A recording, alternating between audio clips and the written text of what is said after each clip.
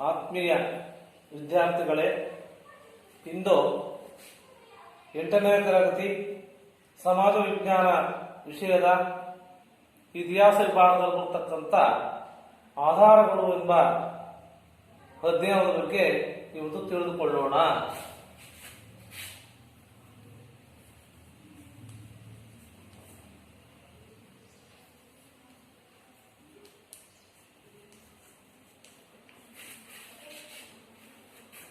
ಏನು ಇತಿಹಾಸ ರಚನೆಗೆ ಬೇಕಾಗಿರ್ತಕ್ಕಂಥ ಮೂಲ ಆಧಾರಗಳು ಬೇಕು ಇತಿಹಾಸ ರಚನೆಗೆ. ಅದರಲ್ಲಿ ಈ ಆಧಾರ ಅಂದ್ರೆ ಏನಂದರೆ, ಆಧಾರ ಅಂದ್ರೆ ಇತಿಹಾಸ ರಚನೆಗೆ ಬೇಕಾಗಿರ್ತಕ್ಕಂಥ ಮೂಲ ಸಾಮಗ್ರಿಗಳನ್ನು ಆಧಾರ ಅಂತ ಕರಿತೀವಿ. ಇತಿಹಾಸ ರಚನೆ ಬೇಕಾಗಿರ್ತಕ್ಕಂಥ ಮೂಲ ಸಾಮಗ್ರಿಗಳು.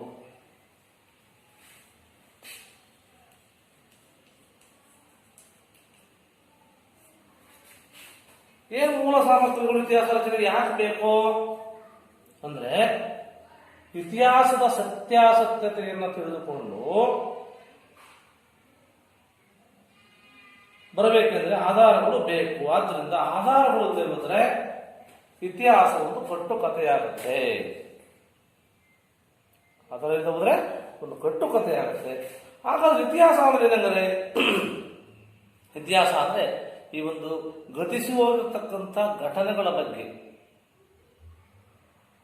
ಗತಿಸಿ ಹೋಗಿರ್ತಕ್ಕಂಥ ಘಟನೆಗಳನ್ನ ನಾವು ತಿಳ್ಕೊಳ್ತಕ್ಕಂಥದ್ದು ಇತಿಹಾಸ ಅಂತ ಕರಿತೀವಿ. ಹಿಂದಿನ ಕಾಲದಲ್ಲಿ ನಡೆದು ಹೋಗಿದೆ ಅಂತ ವಿಷಯಗಳನ್ನು ಇವತ್ತು ತಿಳ್ಕೊಂಡ್ರೆ ಇತಿಹಾಸ ಅಂತೇಳಿ ಕರಿತೀವಿ.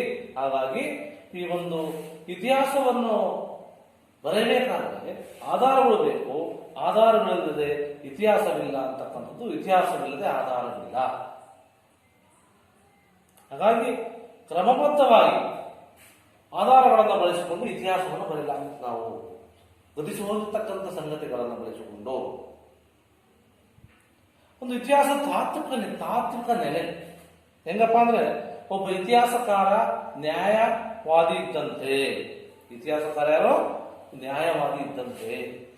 ಯಾಕಪ್ಪ ಅಂದ್ರೆ, ತಮ್ಮ ಪ್ರಕರಣಕ್ಕೆ ಸಂಬಂಧ ಸಾಕ್ಷಿ ಪುರಾವೆಗಳನ್ನೇ ಮಾಡ್ತಾನೆ, ಸಂಗ್ರಹಿಸಿ ತಮ್ಮ ವಾದವನ್ನು ಮಂಡನೆ ಮಾಡ್ತಾನೆ, ಮಂಡಿಸಿ. ಅದೇ ರೀತಿ ಇತಿಹಾಸಕಾರರು ಆಧಾರಗಳನ್ನು ಸಂಗ್ರಹಿಸಿ ಅವುಗಳನ್ನು ವಿಮರ್ಶೆ ಮಾಡಿ ವಿಶ್ಲೇಷಣೆ ಮಾಡಿ ಇತಿಹಾಸವನ್ನು ಬರೀತಾರೆ. ಕೆಲವೊಮ್ಮೆ ಏನಾಗುತ್ತಪ್ಪ ಅಂದ್ರೆ, ಈ ಒಂದು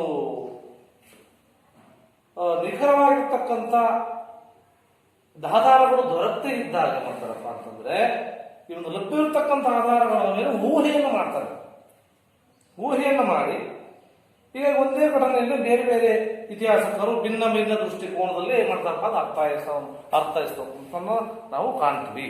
ಹಾಗೆ ಆಧಾರ ಅಂದ್ರೆ ಹೇಳಿದೆ, ಏನೋ ಪ್ರಾಚೀನ ಕಾಲದಲ್ಲಿ ಮನುಷ್ಯರು ತಮ್ಮ ಬದುಕನ್ನು ಕಟ್ಟಿಕೊಳ್ಳಲಿಕ್ಕೆ ವಿವಿಧ ಬಗೆಯ ಅನುಕೂಲಗಳನ್ನ ಮಾಡಿಸಿಕೊಳ್ತಾ ಇದ್ರು. ಮಾನವ ಸಮಾಜಗಳು ತಮ್ಮ ಅನುಕೂಲಕ್ಕೆ ಬಳಸಿಕೊಂಡಂತ ವಸ್ತುಗಳು ಇಂದಿಗೂ ಸಹ ಉಳಿದುಕೊಂಡಿದ್ದಾವೆ ಅಂತ ಹೇಳಬಹುದು. ಅವುಗಳನ್ನು ಆಕಾರಗಳು, ಏನೋ ಆಕಾರಗಳು ಅಂದ್ರೆ ಹಿಂದಿನ ಕಾಲದಲ್ಲಿ ಕೆಲವು ವಸ್ತುಗಳನ್ನು ಮಾನವ ಏನ್ ಮಾಡಿದ್ದ, ಉಳಿಸಿಕೊಂಡಿದ್ದ. ಅದನ್ನು ಆಕಾರಗಳು ಅಂತ ಕರಿತೀವಿ.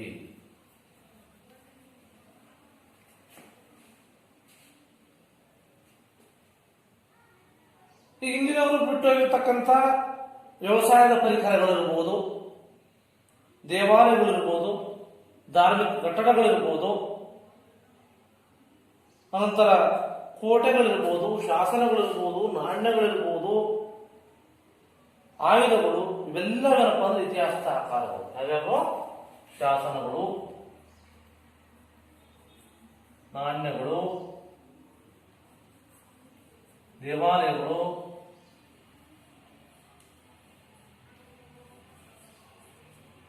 ಆಮೇಲೆ ಕೋಟೆಗಳು,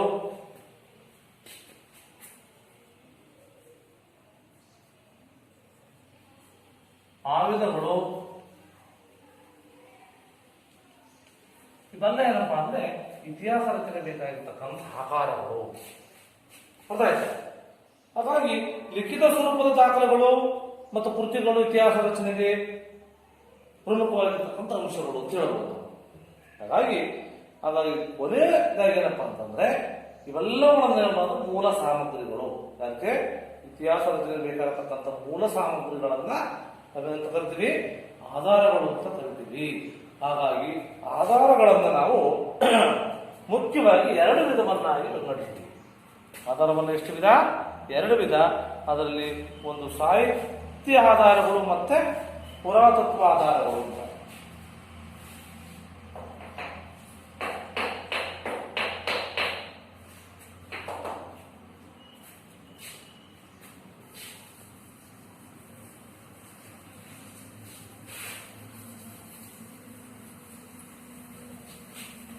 ಅದರಲ್ಲಿ ಎಷ್ಟು ವಿಧ?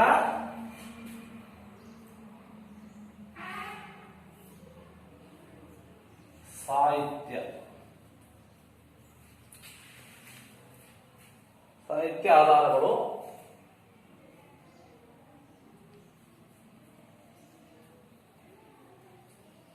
ಪುರಾತತ್ವ ಆಧಾರಗಳು.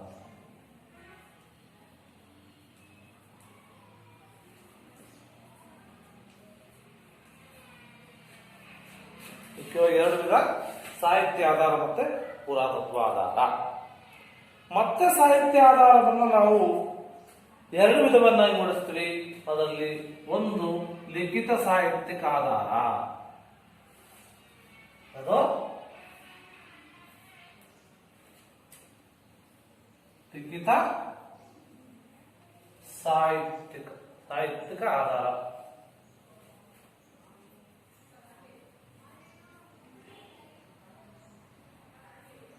ಎರಡನೇದು ಮೌಖಿಕ ಸಾಹಿತ್ಯಿಕ ಆಧಾರ.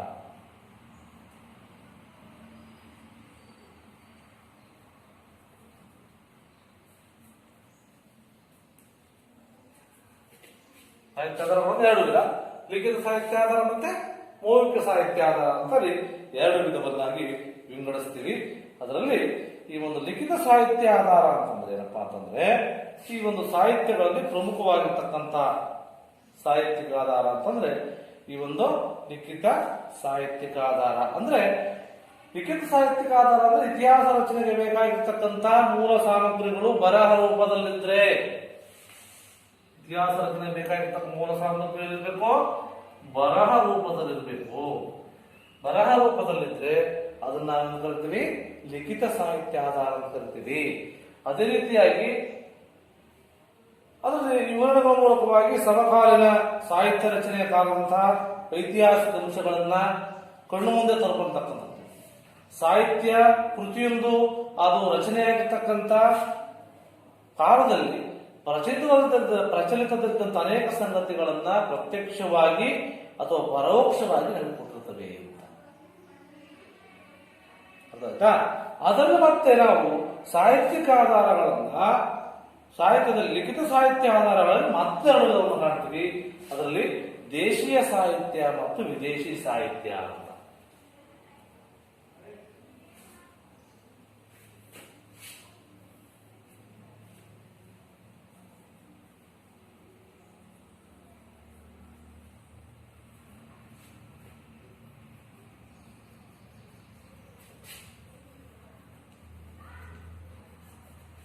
ಲಿಖಿತ ಸಾಹಿತ್ಯ ಆಧಾರಗಳಲ್ಲಿ ದೇಶೀಯ ಸಾಹಿತ್ಯ ಮತ್ತು ವಿದೇಶಿ ಸಾಹಿತ್ಯ ಅಂತ ಕರಿತೀವಿ. ವಿದೇಶೀಯ ಸಾಹಿತ್ಯ ಅಂದ್ರೆ ಏನಂದ್ರೆ ಭಾರತೀಯರಿಂದಲೇ ದೇಶೀಯ ಭಾಷೆಗಳಲ್ಲಿ ರಚನೆಯಾಗಿರ್ತಕ್ಕಂಥ ಸಾಹಿತ್ಯವನ್ನ ದೇಶೀಯ ಸಾಹಿತ್ಯ ಅಂತ ಕರಿತೀವಿ. ಭಾರತೀಯರಿಂದಲೇ ದೇಶೀಯ ಭಾಷೆಗಳಲ್ಲಿ ರಚನೆಯಾಗಿರ್ತಕ್ಕಂಥ ಸಾಹಿತ್ಯವನ್ನ ದೇಶೀಯ ಸಾಹಿತ್ಯ ಅಂತ ಕರಿತೀವಿ. ಅಂದ್ರೆ ಭಾರತದ ಕವಿಗಳು ಅಂದ್ರೆ ಸಾಹಿತ್ಯ ಒಂದು ಸಂಸ್ಕೃತ ಇರಬಹುದು, ಪ್ರಾಕೃತ ಇರಬಹುದು, ಕನ್ನಡ, ತೆಲುಗು, ತಮಿಳು, ಹಿಂದಿ, ಮರಾಠಿ, ಗುಜರಾತಿ, ಕಾಶ್ಮೀರಿ, ಓರಿಯಾ ಹೀಗೆ ಇನ್ನೂ ಹಲವಾರು ಭಾಷೆಗಳಲ್ಲಿ ರಚನೆಯಾಗಿರ್ತಕ್ಕಂಥ ರಚಿತವಾದವುಗಳನ್ನು ಆಕಾರಗಳಾಗಿ ಉಳಿದದು ಇವತ್ತು ಅಂತ ಅನ್ಬೋದು. ಅದರಲ್ಲಿ ದೇಶೀಯ ಸಾಹಿತ್ಯ ಆಧಾರಗಳಲ್ಲಿ ಪ್ರಮುಖವಾಗಿ ಏನಪ್ಪ ಅಂತಂದ್ರೆ ಈ ಒಂದು ಕೌಟಿಲ್ಯರು ಬರುವಂತಹ ಅರ್ಥಶಾಸ್ತ್ರ, ಕೌಟಿಲ್ಯರು ಬರುವಂತಹ ಗ್ರಂಥ ಯಾವುದು? ಅರ್ಥಶಾಸ್ತ್ರ.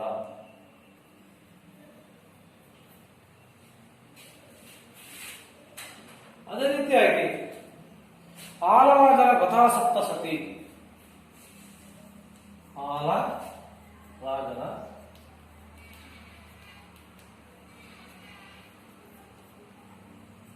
ಚಕ್ರವರ್ತಿ.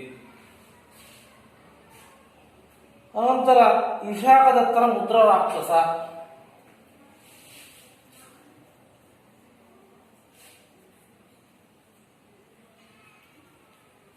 ಮುದ್ರ ರಾಕ್ಷಸ.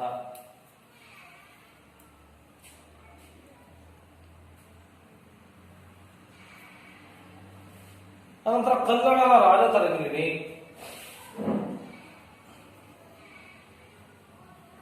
ಕಲ್ಲಣನ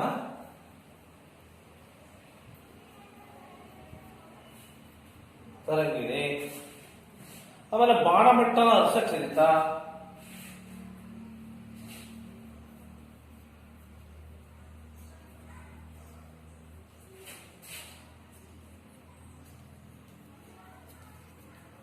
ಬಾಣಭಟ್ಟನ ಹರ್ಷಚರಿತ.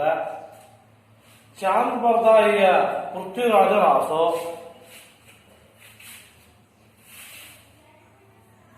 ಚಾಂದ್ ಬರ್ದಾಯಿಯ ಪೃಥ್ವಿರಾಜ ರಾಸೋ.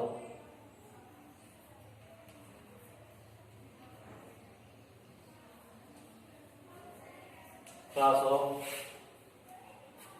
ಮತ್ತೆ ಪಂಪನ ವಿಕ್ರಮಾರ್ಜುನ ವಿಜಯ. ಪಂಪನ ವಿಕ್ರಮಾರ್ಜುನ ವಿಜಯ.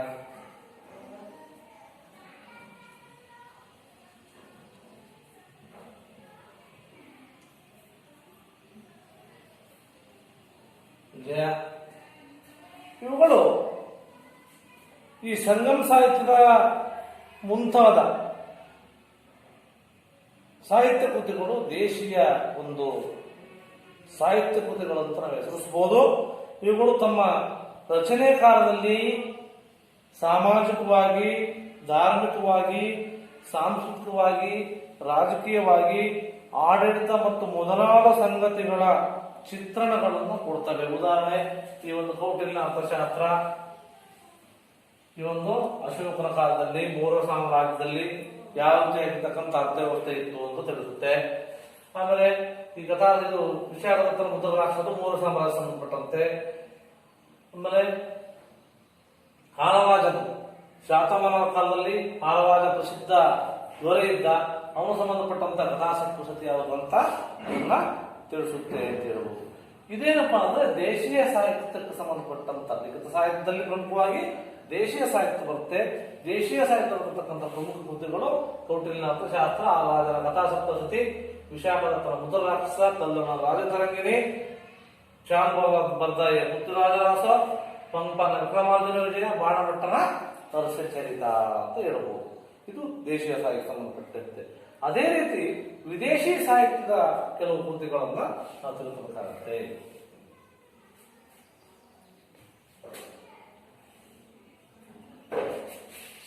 ಏನು ವಿದೇಶಿ ಸಾಹಿತ್ಯ ಅಂದ್ರೆ? ವಿದೇಶಗಳಿಂದ ಭಾರತಕ್ಕೆ ಬಂದ ಪ್ರವಾಸಿಗರು ಇರಬಹುದು. ಭಾರತಕ್ಕೆ ಬಂದ ಪ್ರವಾಸಿಗರು, ರಾಯಭಾರಿಗಳು, ವ್ಯಾಪಾರಿಗಳು, ಯಾತ್ರಾರ್ಥಿಗಳು, ಅಧಿಕಾರಿಗಳು, ಮಿಷನರಿಗಳು, ನಂತರ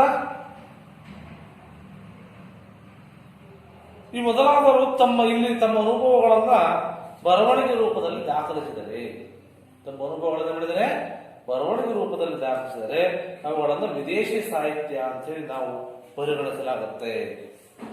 ಅದರಲ್ಲಿ ಪ್ರಮುಖವಾಗಿರ್ತಕ್ಕಂಥವು ಈ ಒಂದು ಮೆಗಸ್ತಾನಿಸನ ಇಂಡಿಕಾ. ಮೆಗಸ್ತಾನಿಸನ ಇಂಡಿಕಾ. ಅನಂತರ ವೆಸ್ತಾನಿಸನ ಸಿಯೋಕಿ.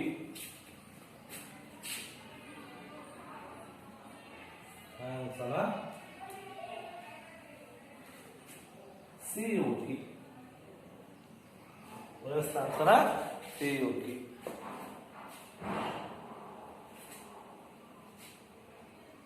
ಟಾಲಮಿಯ ಜಿಯೋಗ್ರಫಿ. ಟಾಲಮಿಯ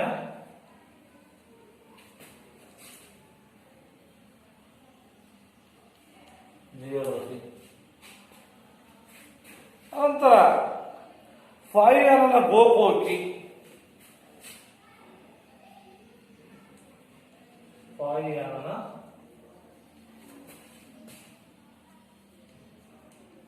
ಗೋಧಿ.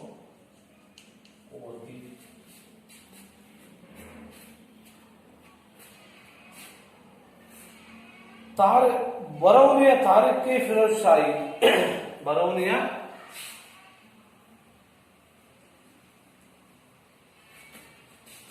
तारिक ये रोज शाही,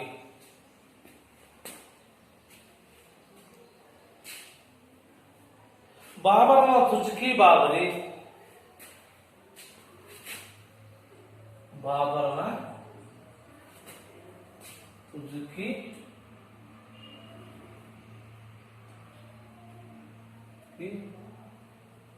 बाबरी.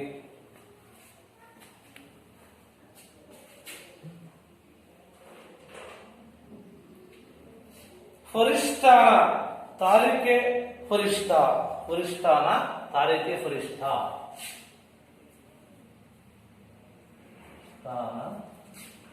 तारीखे ಫರಿಷ್ಠಾ ಇರ್ತಕ್ಕಂಥ ಗ್ರಂಥಗಳು.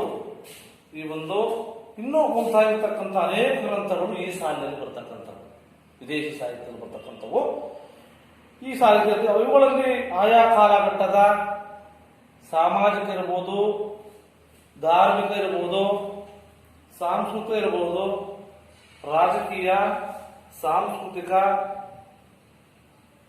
ಆಡಳಿತ, ಆರ್ಥಿಕ ಮೊದಲಾದ ಸಂಗತಿಗಳ ಚಿತ್ರಣವನ್ನ ನಾವು ಗಮನಿಸಬಹುದು. ಆ ಕಾಲದಲ್ಲಿ ಈ ಒಂದು ಗ್ರಂಥಗಳನ್ನ ನೋಡಿದಾಗ ನಾವು ದೇಶೀಯ ಸಾಹಿತ್ಯದಲ್ಲಿ ಏನಪ್ಪಾ ಅಂತಂದ್ರೆ ಅತಿಶಯೋಕ್ತಿ, ಉತ್ಪ್ರೇಕ್ಷೆ ಮತ್ತು ಸ್ವಾಮಿನಿಷ್ಠ ಅಂಶಗಳು ತೀವ್ರವಾಗಿರ್ತವೆ, ನಮ್ಮ ದೇಶಕ್ಕೆ ಸಂಬಂಧಪಟ್ಟಂತದ್ದಾಗಿದ್ದಂಥವ.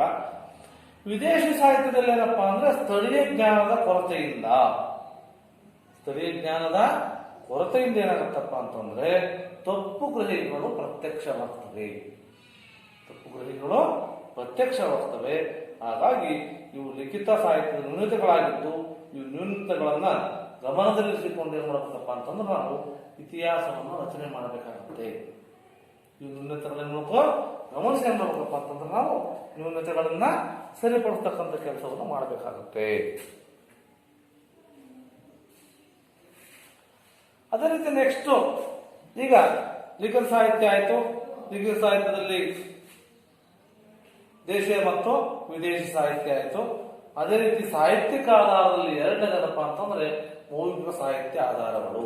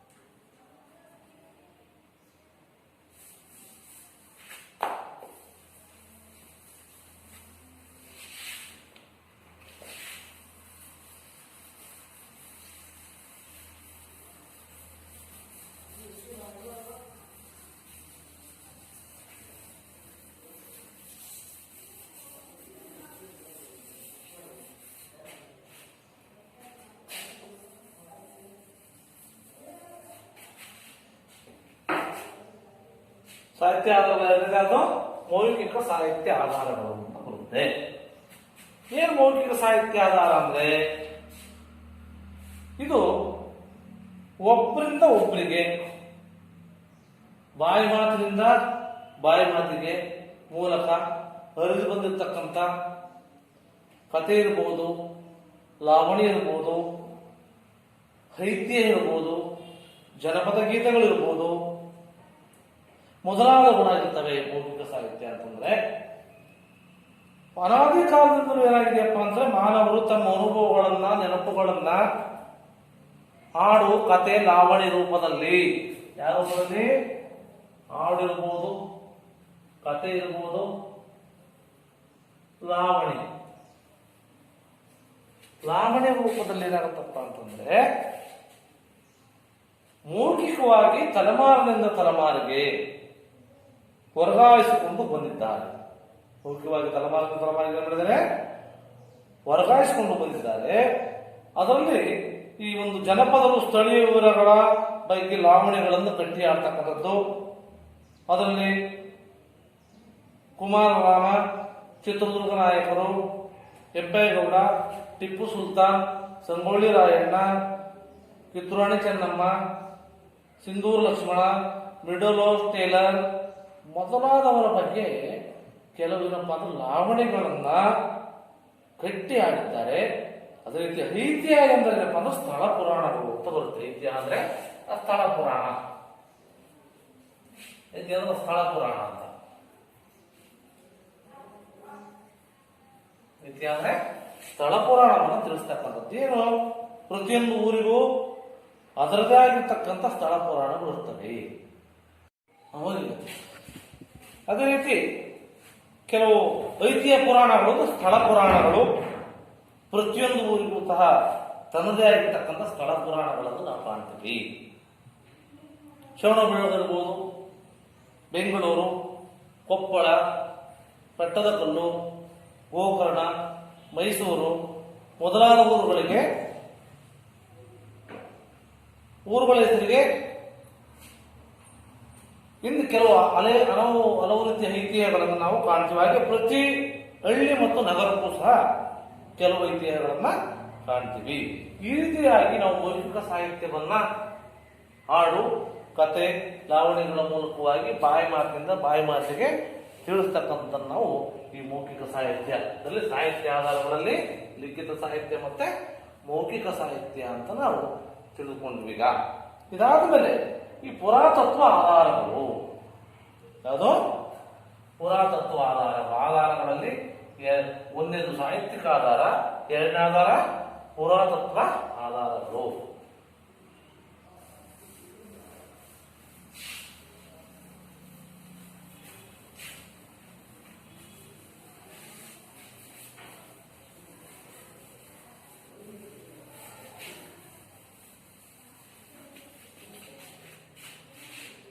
ಏನು ಪುರಾತತ್ವ ಆಧಾರಗಳು 4 ವಿಧವನ್ನಾಗಿ ವರ್ಗೀಕರಿಸ್ತೀವಿ. ಪುರಾತತ್ವ ಆಧಾರಗಳನ್ನು ಎಷ್ಟು 4 ವಿಧವಾಗಿ ವರ್ಗೀಕರಿಸ್ತೀವಿ.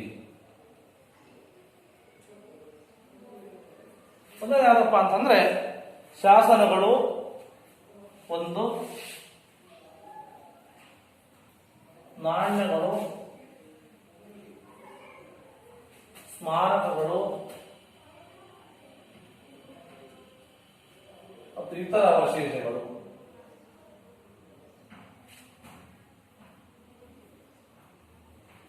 ಇತರ ಅವಶೇಷಗಳಾಗಿ ನಾವು ಪುರಾತತ್ವ ಆಧಾರಗಳನ್ನು ಮಾಡ್ತೀವಿ, ವಿವರಿಸಿದ್ವಿ. ಅದರಲ್ಲಿ ಪುರಾತತ್ವ ಆಧಾರಗಳೇನಪ್ಪ ಅಂತಂದ್ರೆ ಭೂಮಿಯ ಮೇಲೆ ಮಾತ್ರವಲ್ಲ, ಭೂಗರ್ಭದಲ್ಲಿಯೂ ಸಹ ಹುದುಗಿದವೆ. ಭೂಮಿಯ ಒಳಗಿರ್ತಕ್ಕಂಥ ಅವಶೇಷಗಳನ್ನ ವೈಜ್ಞಾನಿಕ ವಿಧಾನಗಳನ್ನು ಬಳಸಿ ಅಗೆತದ ಮೂಲಕ ಹೊರತೆಗೆತಕ್ಕಂಥದ್ದು. ಅದನ್ನೇ ಉತ್ಖನನ ಅಂತ ಕರಿತೀವಿ. ಏನೋ ಉತ್ಖನನ ಅಂದ್ರೆ ಏನಪ್ಪಾ ಅಂದ್ರೆ ಭೂಮಿಯ ಮೇಲೆ ಇಲ್ಲ ಮಾತ್ರ ಅಲ್ಲ, ಭೂಮಿಯ ಒಳಗಿರ್ತಕ್ಕಂಥ ಹುದುಗಿರ್ತಕ್ಕಂಥ ಅವಶೇಷಗಳನ್ನ ವೈಜ್ಞಾನಿಕ ವಿಧಾನಗಳನ್ನ ಬಳಸಿ ಅಗೆತದ ಮೂಲಕ ಏನ್ ಮಾಡ್ತೀವಪ್ಪ ಅಂತಂದ್ರೆ ಹೊರತೆಗಿತೀವಿ. ಇದನ್ನೇ ನಾವು ಉತ್ಖನನ ಅಂತ ಕರಿತೀವಿ.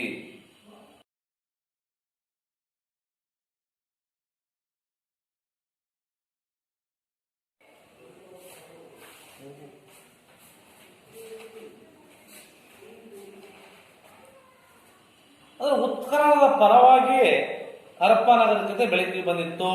ಉತ್ಖನನ ಸಂದರ್ಭದಲ್ಲಿ ಕಟ್ಟಡಗಳ ಅವಶೇಷ, ನಾಣ್ಯ, ಮಡಿಕೆ ಚೂರುಗಳು, ಬಳೆ, ಮುದ್ರೆ, ಮಣಿ, ಲೋಹ, ಎಲುಬು ಮುಂತಾದವುಗಳು ದೊರೆತಿವೆ ಅಂತ ಹೇಳ್ತಾರೆ. ಇವುಗಳನ್ನು ವೈಜ್ಞಾನಿಕ ಮಾರ್ಗಗಳನ್ನು ಬಳಸಿ ಏನ್ ಮಾಡ್ತಾರಪ್ಪ ಅಂದ್ರೆ ವಿಶ್ಲೇಷಣೆ ಮಾಡತಕ್ಕಂಥ ಕೆಲಸವನ್ನ ಮಾಡ್ತಾರೆ. ಅದರಲ್ಲಿ ಪ್ರಮುಖವಾಗಿರ್ತಕ್ಕಂಥ ಶಾಸನಗಳು. ಮುಖ್ಯವಾಗಿರ್ತಕ್ಕಂಥ ಯಾವುದು ಶಾಸನಗಳು. ಏನು ಶಾಸನ ಅಂದ್ರೆ? ಶಾಸನ ಅಂತಂದ್ರೆ ಕೊರೆಯಲ್ಪಟ್ಟಿರ್ತಕ್ಕಂಥದ್ದು ಅಂದರ್ಥ. ಶಾಸನ ಅಂದ್ರೆ ಏನು? ಕೊರೆಯಲ್ಪಟ್ಟಿರುವ.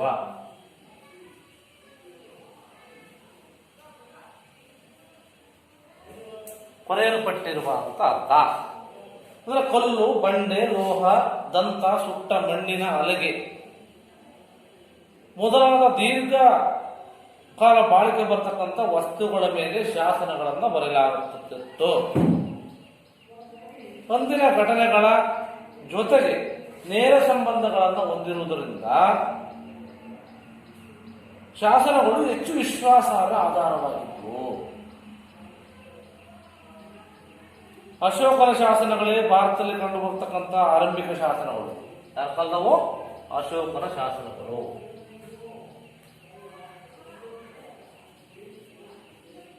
ಇವು ಭಾರತದಲ್ಲಿ ಕಂಡು ಬರ್ತಕ್ಕಂಥ ಶಾಸನಗಳು ಅಶೋಕನವು. ಅನಂತರ ಈ ಒಂದು ಅಶೋಕ ಶಾಸನಗಳು ಬ್ರಾಹ್ಮಿ ಲಿಪಿಯಲ್ಲಿದ್ದಾವೆ ಅಂತ ಹೇಳ್ತಾರೆ. ಯಾವ ಲಿಪಿ?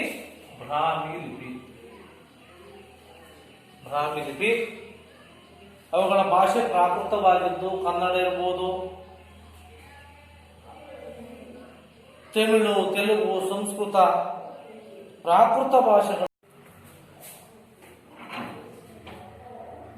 ಅಶೋಕನ ಬಹುತೇಕ ಶಾಸನಗಳು ಬ್ರಾಹ್ಮಿ ಲಿಪಿಯಲ್ಲಿದ್ದಾವೆ. ಅವುಗಳ ಭಾಷೆ ಹೇಳಿದರೆ ಕನ್ನಡ ಇರಬಹುದು, ತಮಿಳು ಇರಬಹುದು, ತೆಲುಗು, ಪ್ರಾಕೃತ ಭಾಷೆಗಳಲ್ಲಿ ಸಾವಿರಾರು ಶಾಸನ ಕಂಡು ಬರ್ತವೆ. ಸಮುದ್ರಗುಪ್ತನ ಅಲಹಾಬಾದ್ ಸ್ತಂಭ ಶಾಸನ ಅಂತ. ಸಮುದ್ರಗುಪ್ತನ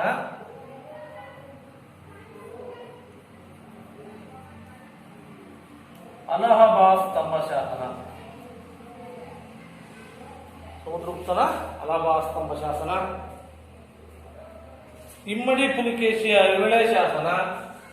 ಎರಡನೇ ಪುಲಿಕೇಶಿ, ಇಮ್ಮಡಿ ಪುಲಿಕೇಶಿ ಅಥವಾ ಎರಡನೇ ಪುಲಿಕೇಶಿಯ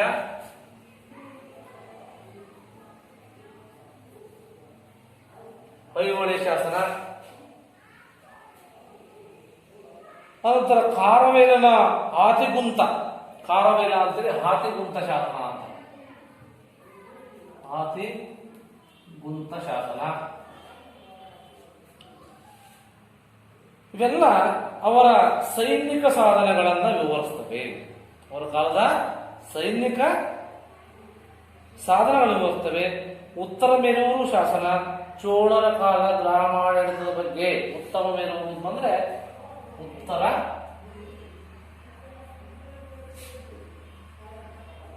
ಮೇರೂರು ಶಾಸನ ಚೋಳರ ಕಾಲದ ಗ್ರಾಮಾಡಳಿತ ಯಾವ ರೀತಿ ಇತ್ತು ಅಂತಕ್ಕಂಥದ್ದನ್ನ ಆ ಒಂದು ಶಾಸನ ತಿಳಿಸುತ್ತೆ. ಇದಲ್ಲದೆ ರಾಜಕೀಯ, ಸಾಮಾಜಿಕ, ಸಾಂಸ್ಕೃತಿಕ, ಶೈಕ್ಷಣಿಕ, ಆರ್ಥಿಕ, ಧಾರ್ಮಿಕ ಸಂಗತಿಗಳನ್ನು ಸಹ ಈ ಒಂದು ಶಾಸನಗಳು ತಿಳಿಸ್ತವೆ ಆ ಒಂದು ಕಾಲದಲ್ಲಿ ಅಂತ ಹೇಳ್ಬೋದು. ಇದು ಪುರಾತತ್ವಗಳಲ್ಲಿ ಬರ್ತಕ್ಕಂಥ ಆಧಾರಗಳಲ್ಲಿ ಪ್ರಮುಖವಾಗಿರ್ತಕ್ಕಂಥ ಶಾಸನಗಳು. ಶಾಸನಗಳಾದ್ಮೇಲೆ ಈಗ ನಾಣ್ಯಗಳು.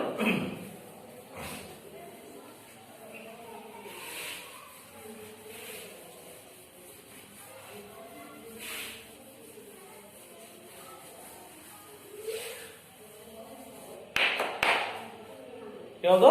ನಾಣ್ಯಗಳು. ಎರಡನೇದಾಗಿ ನಾಣ್ಯಗಳು.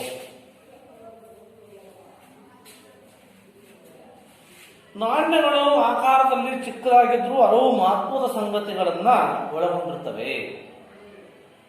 ಆಕಾರದಲ್ಲಿ ಚಿಕ್ಕದಾಗಿದ್ರು ಹಲವು ಮಹತ್ವದ ಸಂಗತಿಗಳನ್ನು ಇವುಗಳಲ್ಲಿ ಜೋಡಿಸಿದಂತಹ ರಾಜನ ಇದ್ದಂಥ ಪ್ರದೇಶದ ವ್ಯಾಪ್ತಿ ಎಷ್ಟಿತ್ತು, ಆಡಳಿತ ಭಾಷೆ, ರಾಜನ ಬಿರುದು, ಅವನ ಸಾಧನೆ, ರಾಜನ ಮತಧರ್ಮ, ರಾಜ್ಯದ ಆರ್ಥಿಕ ಸ್ಥಿತಿ, ಲೋಹ ತಂತ್ರಜ್ಞಾನ ಮೊದಲಾದ ವಿಚಾರಗಳ ಬಗ್ಗೆ ಅರಿಯುವಲ್ಲಿ ನಾಣ್ಯಗಳು ಮಹತ್ವದ ಪಾತ್ರವನ್ನು ವಹಿಸುತ್ತವೆ ಅಂತಕ್ಕಂಥದ್ದು. ಅದರಲ್ಲಿ ಲೋಹ ತಂತ್ರಜ್ಞಾನ ಮೊದಲಾದ ವಿಚಾರಗಳನ್ನು ಅರಿಯುವಲ್ಲಿ ನಾಣ್ಯಗಳು ಮಹತ್ವದ ಪಾತ್ರವನ್ನು ವಹಿಸುತ್ತವೆ. ಸಮುದ್ರಗುಪ್ತನ 7 ಪ್ರಕಾರದ ಚಿನ್ನದ ನಾಣ್ಯಗಳನ್ನು ವರ್ಣಿಸಿದ್ದ ಯಾರೋ? ಸಮುದ್ರಗುಪ್ತ.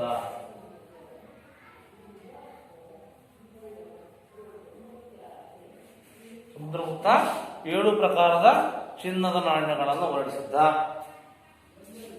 ಅವುಗಳ ಮೇಲಿರ್ತಕ್ಕಂಥ ಚಿತ್ರಗಳ ಆಧಾರದ ಮೇಲೆ ಸಮುದ್ರಗುಪ್ತನು ಸಂಗೀತ ಪ್ರಿಯನಾಗಿದ್ದ.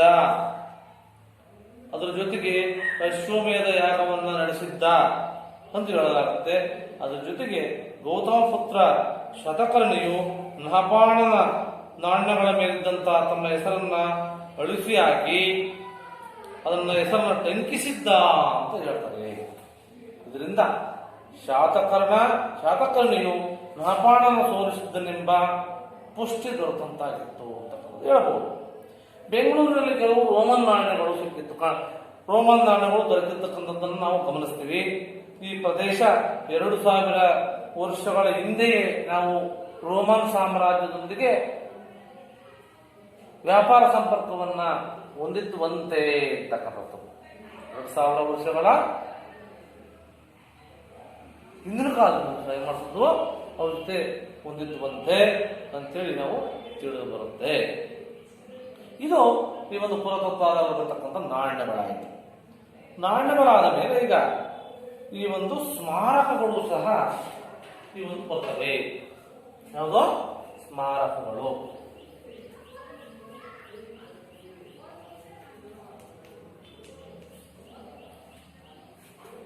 ಈ ಸ್ಮಾರಕಗಳು ಚರಿತ್ರೆಯನ್ನ ಬರತಕ್ಕಂಥ ಪ್ರಮುಖ ಸಾಕ್ಷ್ಯಗಳು. ಸ್ಮಾರಕಗಳು ಚರಿತ್ರೆಯನ್ನ ಬರತಕ್ಕಂಥ ಪ್ರಮುಖ ಸಾಕ್ಷ್ಯಗಳಾಗಿದ್ದು ಅದರಲ್ಲಿ ಅರಮನೆಗಳು ಬರ್ತವೆ. ಯಾವುದು? ಅರಮನೆಗಳು, ದೇವಾಲಯಗಳು,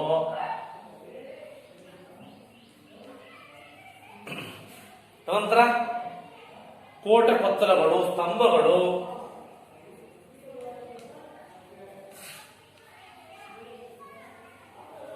ಕೋಟೆ ಕೊತ್ತಲ,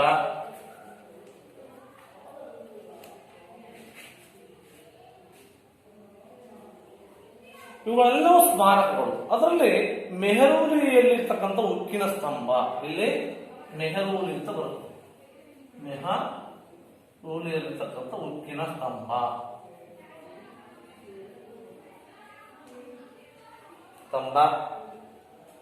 ಅದು ವಿಜಯಪುರದಲ್ಲಿರ್ತಕ್ಕಂಥ ಗೋಲಗುಮ್ಮಟ, ಇಲ್ಲಿ ವಿಜಯಪುರದಲ್ಲಿರ್ತಕ್ಕಂಥ ಗೋಲಗುಮ್ಮಟ,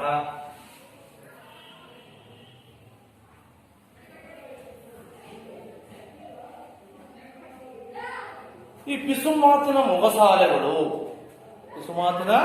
ಮೊಗಸಾಲೆಗಳು ಈ ಕಾಲಘಟ್ಟದ ವಿಜ್ಞಾನ ತಂತ್ರಜ್ಞಾನದ ಪ್ರಬುದ್ಧತೆ ಸಾಕ್ಷಿಯಾಗಿತ್ತು. ಆ ಕಾಲದಲ್ಲಿ ವಿಜ್ಞಾನ ಪ್ರಸಿದ್ಧಿಯಾಗಿತ್ತು, ತಂತ್ರಜ್ಞಾನ ಯಾವ ರೀತಿ ಪ್ರಸಿದ್ಧಿಯಾಗಿತ್ತು ಅಂತಕ್ಕಂಥ. ಅದರ ಜೊತೆಗೆ ತಾಜ್ ಮಹಲ್, ಶಹಜಾನನ ಪ್ರೇಮ ಕಥೆ. ತಾಜ್ ಮಹಲ್ ಹೇಳಿದಿರಲ್ವಾ? ತಾಜ್ ಮಹಲ್ ಶಹಜಾನನ ಪ್ರೇಮ ಕಥೆಯನ್ನ ತಿಳಿಸುತ್ತೆ.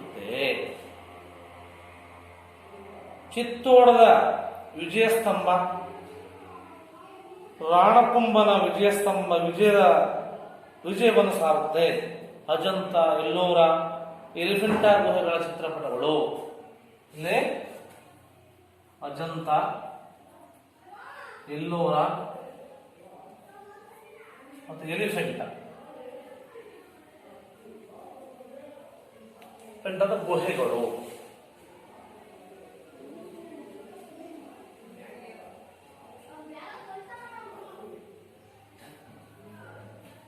ಉಬ್ಬು ಶಿಲ್ಪಗಳು ಈ ಮುಂತಾದವು ಆ ಕಾಲಘಟ್ಟದ ಕಾಲು ನೈಪುಣ್ಯತೆ ಮತ್ತು ತಾಂತ್ರಿಕ ಕೌಶಲ್ಯತೆಗೆ ನಾವು ಸಾಕ್ಷಿಯಾಗಿರ್ತಕ್ಕಂಥದ್ದನ್ನ ನಾವು ಕಾಣ್ತೀವಿ. ಅದರ ಜೊತೆಗೆ ಕರ್ನಾಟಕದ ಐಹೊಳೆ ಇರ್ಬೋದು, ಪಟ್ಟದಕಲ್ಲು, ಐಹೊಳೆ,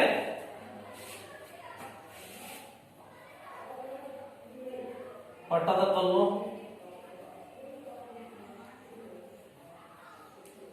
ಅನಂತರ ದೇವಾಲಯಗಳು ಭಾರತೀಯ ದೇವಾಲಯಗಳ ವಾಸ್ತುಶಿಲ್ಪದ ವಿಕಸನವನ್ನ ಕ್ರಮವನ್ನು ಪರಿಚಯಿಸ್ತವೆ. ಈ ನಳಂದದಲ್ಲಿರ್ತಕ್ಕಂಥ ಸ್ಮಾರಕಗಳಿರ್ಬೋದು, ಬೀದರ್ನಲ್ಲಿರ್ತಕ್ಕಂಥ ಗವಾನ್ ಕುಟೀರದ ಮದರಸಗಳು, ಬೀದರ್ನಲ್ಲಿ ಮದರಸ,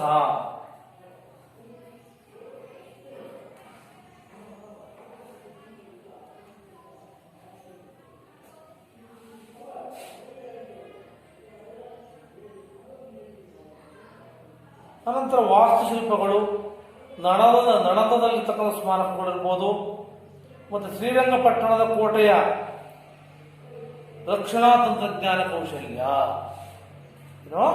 ಶ್ರೀರಂಗಪಟ್ಟಣ ಕೋಟೆಯ ರಕ್ಷಣಾ ಒಂದು ತಂತ್ರಜ್ಞಾನದ ಕೌಶಲ್ಯವನ್ನು ತೋರ್ಪಡಿಸುತ್ತೆ. ಹೀಗೆ ಸ್ಮಾರಕಗಳು ಸಹ ಅಂದಿನ ಕಾಲಘಟ್ಟದ ಧಾರ್ಮಿಕತೆ, ತಾಂತ್ರಿಕತೆ ಮತ್ತೆ ವೈಜ್ಞಾನಿಕತೆ, ಸೃಜನಶೀಲತೆ ಮೊದಲಾದ ಆಯಾಮಗಳಿಗೆ ಬೆಳಕನ್ನು ಚೆಲ್ತಕ್ಕಂಥವು ಸಹ ಈ ಒಂದು ಸ್ಮಾರಕಗಳಾಗಿವೆ. ಅರ್ಥ ಆಯ್ತಾ? ಇದಾದ್ಮೇಲೆ ಕೊನೆಯದಾಗೇನಪ್ಪ ಅಂದ್ರೆ ಇತರ ಅವಶೇಷಗಳು.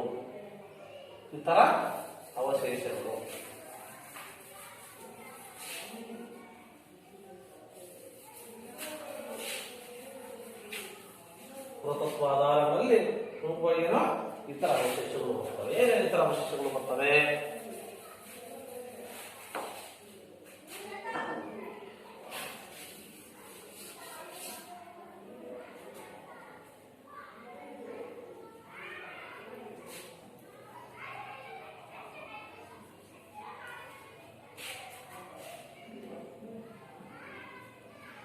ಈ ಉತ್ಖನನ ಸಂದರ್ಭದಲ್ಲಿ ದೊರೆತಂತಹ ಮಡಿಕೆ ಚೂರು, ಮಣಿ, ಮುದ್ರೆ, ಲೋಹದ ತುಣುಕು ಮೊದಲಾದ ಅವಶೇಷಗಳ ಸಹಾಯದಿಂದ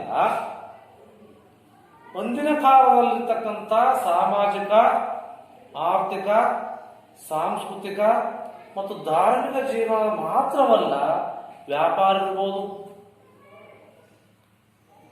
ವ್ಯವಹಾರ ಇರ್ಬೋದು, ಆಹಾರ ಪದ್ಧತಿ ಇರ್ಬೋದು, ಅವನ್ನ ಅರ್ಥ ಮಾಡಿಕೊಳ್ಬಹುದು ಅಂತ. ಉತ್ಖನನದ ಸಂದರ್ಭದಲ್ಲಿ ದೊರೆತಂತ ಜೈವಿಕ ಸತ್ತ ಪ್ರಾಣಿಗಳು, ಉತ್ಖನನ ಸಂದರ್ಭದಲ್ಲಿ ನೋಡ್ತಾರೆ ಜೈವಿಕ ಸತ್ತ ಪ್ರಾಣಿಗಳು.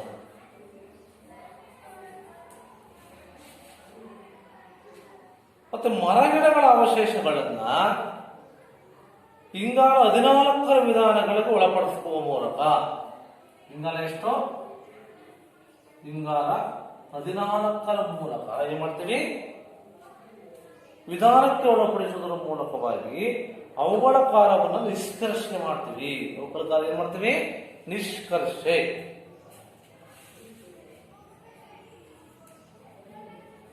ನಿಷ್ಕರ್ಷೆಯನ್ನ ಮಾಡ್ತೀವಿ. ನೀನು ಈ ಒಂದು ಉತ್ಖನನದಿಂದ ಕಲಬುರಗಿ ಜಿಲ್ಲೆಯ ಸನ್ನತಿ ಮತ್ತು ದೊಡ್ಡಬಳ್ಳಾಪುರ ಸಮೀಪದ ರಾಜಘಟ್ಟ ಅಂತ ಬರುತ್ತೆ. ಉತ್ಖನನ ಸಂದರ್ಭದಲ್ಲಿ ಏನ್ ಸಿಗ್ತವೋ? ಕಲಬುರಗಿ ಜಿಲ್ಲೆಯ ಸನ್ನತಿ, ಆಮೇಲೆ ದೊಡ್ಡಬಳ್ಳಾಪುರ ಸಮೀಪದ ರಾಜಘಟ್ಟ.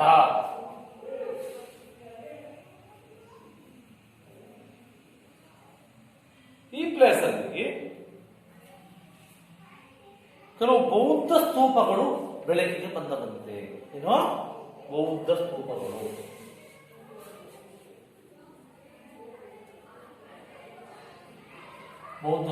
ಬೆಳಕಿಗೆ ಬಂದವೆ. ಅನಂತರ ತಮಿಳುನಾಡಿನ ಅರಕಮೇಡು ಮತ್ತು ಪಟ್ಟಣಂ ಎಂಬಲ್ಲಿ ನಡೆದ ಉತ್ಖನನದಿಂದ ರೋಮ್ ಮತ್ತು ದಕ್ಷಿಣ ಭಾರತದ ನಡುವಿನ ವ್ಯಾಪಾರ ಸಂಬಂಧ ಯಾವ ರೀತಿ ಇತ್ತು, ಸಂಬಂಧಗಳ ಬಗ್ಗೆ ವಿಫಲ ಸಾಕ್ಷಿಗಳನ್ನು ನಾವು ಏನ್ ಮಾಡ್ತೀವಿ? ದೊರೆತಿದ್ದಾವೆ. ಹೀಗೆ ಉತ್ಖನನದ ಅವಶೇಷಗಳು ಕಾಲಾಂತರದಲ್ಲಿ ಕೆಲವು ಅದೃಶ್ಯಗೊಂಡಂತಹ ಸಂಗತಿಗಳನ್ನು ಸಹ ನಾವು ಕಾಣ್ತೀವಿ. ಈ ರೀತಿಯಾಗಿ ನಾವು ಈ ಒಂದು ಆಧಾರಗಳ ಬಗ್ಗೆ ಇದುವರೆಗೂ ಏನ್ ಮಾಡಿದೀವಿ? ತಿಳ್ಕೊಂಡಿದ್ದೀವಿ. ಮೊದಲು ಪ್ರಮುಖವಾಗಿ ಬರ್ತಕ್ಕಂಥ ಆಧಾರ ಅಂದ್ರೆ ಏನು? ಮೇಲೆ ಬಂದ ಆಧಾರ ಅಂದ್ರೆ ಇತಿಹಾಸ ರಚನೆ ಬೇಕಿರತಕ್ಕಂಥ ಮೂಲ ಸಾಮಗ್ರಿಗಳನ್ನು ಆಧಾರ ಅಂತ ಕರಿತೀವಿ. ನಿಮಗೆಲ್ಲ ಗೊತ್ತಿದೆ. ಗೋಮರ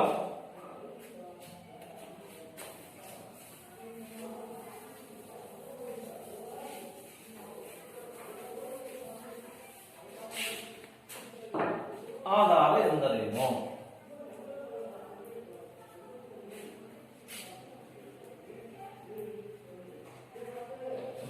ಆಧಾರ ಅಂದ್ರೆ ಎಂದರೇನು? ಇತಿಹಾಸ ರಚನೆ ಬೇಕಾಗಿರ್ತಕ್ಕಂಥ ಮೂಲ ಸಾಮಗ್ರಿಗಳನ್ನು ಆಧಾರ ಅಂತ ಕರೆದು ನಿಮಗೆಲ್ಲ ಗೊತ್ತಿದೆ, ನೀವೆಲ್ಲ ತಿಳ್ಕೊಂಡಿದ್ದೀರಿ. ಅದರಲ್ಲಿ ಆಧಾರಗಳನ್ನು ಮುಖ್ಯವಾಗಿ ಎಷ್ಟು ವಿಧವನ್ನಾಗಿ ಮಾಡಿಸ್ತೀವಿ? ಆಧಾರಗಳು ಎಂದರೇನು? ಅದರಲ್ಲಿ ಎಷ್ಟು ವಿಧ?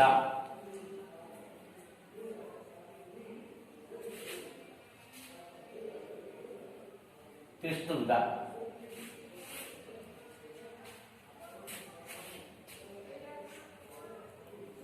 ಅದರಲ್ಲಿ ನಿಮಗೆಲ್ಲ ಗೊತ್ತಿದೆ, ಸಾಹಿತ್ಯ ಆಧಾರ, ಪುರಾತತ್ವ ಆಧಾರ ಕೇಳಿದಿರಿ. ಮತ್ತೆ ಸಾಹಿತ್ಯ ಆಧಾರಗಳಲ್ಲಿ ಎಷ್ಟು ವಿಧ, ಅವು ಯಾವುವು ಅಂತ ಕೇಳಬೇಕು. ಏನು ಸಾಹಿತ್ಯ ಆಧಾರಗಳಲ್ಲಿ ಎಷ್ಟು ವಿಧ, ಅವು ಯಾವುವು? ಅವು ಯಾವುವು? ಗೊತ್ತಾಯ್ತಾ? ಅದೆಲ್ಲ ಗೊತ್ತಿದೆ ನಿಮಗೆ. ಸಾಹಿತ್ಯ ಆಧಾರಗಳು ಎರಡು ವಿಧ, ಲಿಖಿತ ಸಾಹಿತ್ಯ ಆಧಾರಗಳು ಮತ್ತೆ ಮೌಖಿಕ ಸಾಹಿತ್ಯ ಆಧಾರಗಳು ಅಂತ ಇವೆಲ್ಲ ತಿಳ್ಕೊಂಡಿದ್ದೀರಿ ಅಂತ ಭಾವಿಸ್ತೀನಿ. ಅದಾದ್ಮೇಲೆ ಈ ಒಂದು ಮೌಖಿಕ ಲಿಖಿತ ಸಾಹಿತ್ಯ ಆಧಾರವನ್ನ ಎಷ್ಟು ವಿಧಗಳನ್ನಾಗಿ ನೋಡಿಸ್ತೀವಿ? ಲಿಖಿತ ಸಾಹಿತ್ಯಿಕ ಆಧಾರಗಳನ್ನ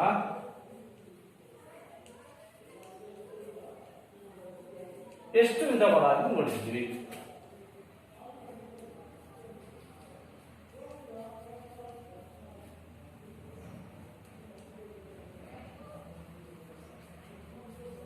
ಯಾವ ಯಾವ ಅಂತಕ್ಕಂಥ ಗೊತ್ತೇ. ಲಿಖಿತ ಸಾಹಿತ್ಯವನ್ನ ದೇಶೀಯ ಮತ್ತೆ ವಿದೇಶಿ ಸಾಹಿತ್ಯ ಅಂತ ಎರಡು ವಿಧಗಳನ್ನಾಗಿ ವಿಂಗಡಿಸಿದ್ದೀವಿ ಅಂತ ಅನ್ಬೋದು. ದೇಶಿ ಸಾಹಿತ್ಯ ಕೃತಿಗಳೆಲ್ಲ ನಿಮಗೆಲ್ಲ ಗೊತ್ತಿದೆ. ಯಾವ್ಯಾವ? ಕೌಟಿಲ್ಯನ ಅರ್ಥಶಾಸ್ತ್ರ,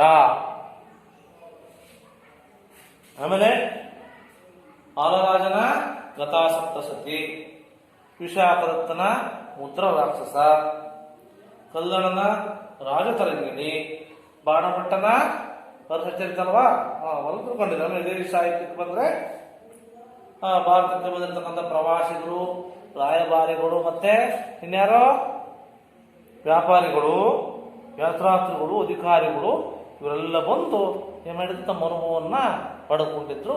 ಅದನ್ನ ನಾವು ವಿದೇಶಿ ಸಾಹಿತ್ಯ ಅಂತ ಕರಿತೀವಿ. ಅದರಲ್ಲಿ ನಿಮಗೆಲ್ಲ ಗೊತ್ತೈತೆ. ಮೆಗಸ್ಥಾನಿಕ ತಿಳ್ಕೊಂಡಿರೋ ಹಾಗೆ ಮೆಗಸ್ಥಾನಿಕ ನೈತಿಕ ಇರ್ಬೋದು, ಸ್ವಾಯಿಯನ್ನ ಗೋಕೋಕಿ, ಟಾಲೆಮಿಯ ಜಿಯೋಗ್ರಫಿ, ಬರೌರಿಯ ತಾರಿಖಿ ಫಿರೋಜ್ ಶಾಹಿ,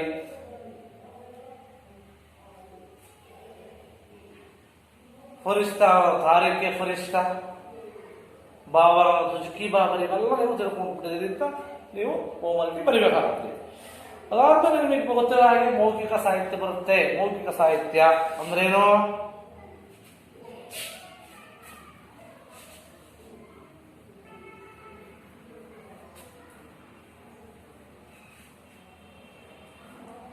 ಎಂದರೇನು ಅಂತ ಕೇಳಬಹುದು ನೀವು. ಮೌಖಿಕ ಸಾಹಿತ್ಯ ಅಂದ್ರೇನು? ಒಬ್ಬರಿಂದ ಒಬ್ಬರಿಗೆ, ಬಾಯಿ ಮಾತಿನಿಂದ ಬಾಯಿ ಮಾತಿಗೆ ಬರೆದು ಬಂದಿರತಕ್ಕಂಥ ಕಥೆ ಇರ್ಬೋದು, ಲಾವಣಿ ಇರ್ಬೋದು, ಅಧ್ಯಯನಗಳೆಲ್ಲ, ಜನಪದ ಗೀತೆ, ಇವುಗಳೆಲ್ಲ ಏನಪ್ಪಾ ಅಂದ್ರೆ ಮೌಖಿಕ ಸಾಹಿತ್ಯಕ್ಕೆ ಬರ್ತಕ್ಕಂಥ ಪ್ರಮುಖವಾಗಿರ್ತಕ್ಕಂಥವು. ಅರ್ಥ ಆಯ್ತಾ? ಅವೆಲ್ಲ ಗೊತ್ತು. ಅದಾದ್ಮೇಲೆ ನಿಮಗೆ ಪುರಾತತ್ವ ಆಧಾರಗಳು ಬರ್ತವೆ. ಸಾಹಿತ್ಯ ಆಧಾರಗಳು, ಪುರಾತತ್ವ ಆಧಾರಗಳು.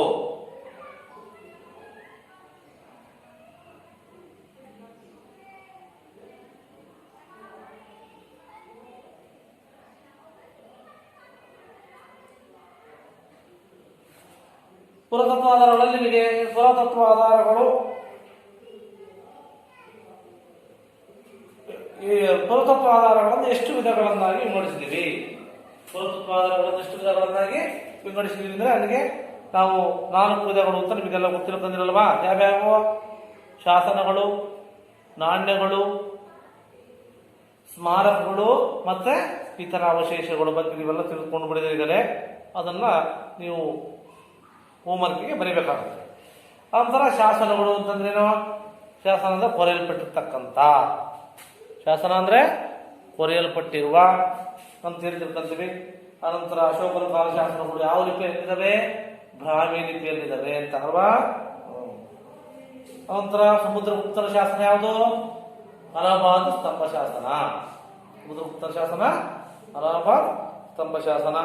ಎರಡನೇ ಪುಲಕೇಶಿಯ ಐಹೊಳೆ ಶಾಸನ. ನಿಮಗೆಲ್ಲ ಗೊತ್ತಲ್ವಾ. ಅದೇ ರೀತಿ ನಾಣ್ಯಗಳು ಸಹ ಏನ್ ಮಾಡ್ತಾವಪ್ಪ ಅಂದ್ರೆ ಪುರಾತತ್ವ ಆಧಾರಗಳಲ್ಲಿ ಈ ಚಿಕ್ಕದಾಗಿದ್ದು ಅನೇಕ ಮಾತು ಸಂಗತಿಗಳನ್ನು ತಿಳಿಸ್ತವೆ ಅಂತ ಹೇಳಿದಿವಲ್ವಾ. ನಾಣ್ಯಗಳ ಪ್ರಾಮುಖ್ಯತೆ ಏನಾಗಾದ್ರೆ, ನಾಣ್ಯಗಳ ಪ್ರಾಮುಖ್ಯತೆ ಏನು ಅಂತ ಹೇಳ್ಬೋದು. ನಿಮಗೆಲ್ಲ ಗೊತ್ತು ನಾಣ್ಯಗಳ ಪ್ರಾಮುಖ್ಯತೆ. ಆಮೇಲೆ ಸ್ಮಾರಕಗಳು ಸಹ ಏನ್ ಮಾಡ್ತವೆ? ಚರಿತ್ರೆಯನ್ನೇ ಬರಲಿಕ್ಕೆ ಪ್ರಮುಖ ಸಾಕ್ಷಿಗಳಾಗಿದ್ದಾವೆ ಅಂತ ನಿಮಗೆಲ್ಲ ಗೊತ್ತಿಲ್ವಾ. ಚರಿತ್ರೆಯನ್ನು ಬರಲಿಕ್ಕೆ ಪ್ರಮುಖ ಸಾಕ್ಷಿಗಳೆಲ್ಲ ಉದಾಹರಣೆ ಯಾವುದು? ಸ್ಮಾರಕಗಳಿಗೆ ಅರಮನೆಗಳು, ಆಮೇಲೆ ದೇವಾಲಯಗಳು, ಆಮೇಲೆ ಕೋಟೆ ಕೊತ್ತರಗಳು, ಆಮೇಲೆ ಅದರಲ್ಲಿ ನಿಮ್ಗೆ ಗೊತ್ತಿರಬೇಕು ಬಿಜಾಪುರದಲ್ಲಿರ್ತಕ್ಕಂಥ ವಿಸುಮಾದಿನ ಮೊಗಸಾಲೆ ಯಾವುದು? ಗೋಳಗುಮ್ಮಟ. ಅನಂತರ ನಿಮಗೆ ಇತರ ಅವಶೇಷಗಳು ಯಾವ್ಯಾವು? ಇತರ ಅವಶೇಷಗಳು ಸತ್ತ ಜೈವಿಕ ಸತ್ತ ಪ್ರಾಣಿ ಪಕ್ಷಿ ಮತ್ತೆ ಮರಗಿಡಗಳ ಅವಶೇಷಗಳನ್ನ ಇಂಗಾಲರ 14 ವಿಧಾನಕ್ಕೆ ನಾವು ಬಳಸ್ತಕ್ಕಂಥದ್ದನ್ನ ನಾವು ಇಲ್ಲಿ ಕಾಣ್ತೀವಿ. ಈ ರೀತಿಯಾಗಿ ಜೈವಿಕ ಪಳವಳಿಕೆಗಳ ಕಾಲವನ್ನು ಯಾವ ವಿಧಾನದ ಮೂಲಕ ನಾವು ನಿಷ್ಕರ್ಷೆ ಮಾಡಬಹುದು ಅಂತ ಕ್ವಶನ್. ಅದನ್ನ ನಾವು ಇಂಗಾಲ 14ರ ವಿಧಾನಕ್ಕೆ ಒಳಪಡಿಸುವ ಮೂಲಕ ಆ ಒಂದು ನಿಷ್ಕರ್ಷವನ್ನು ಮಾಡಬಹುದು ಅಂತೇಳಿ ತಿಳ್ಕೋಬಹುದು. ಇದು ಇವತ್ತಿನ 8ನೇ ತರಗತಿ ಇತಿಹಾಸ ವಿಭಾಗದ ಆಧಾರಗಳು ಎಂಬ ಅಧ್ಯಯನದ ಬಗ್ಗೆ ನೀವೆಲ್ಲ ತಿಳ್ಕೊಂಡಿದ್ದೀರಿ. ಎಲ್ಲರಿಗೂ ಸಹ ತುಂಬಾ ಧನ್ಯವಾದಗಳು.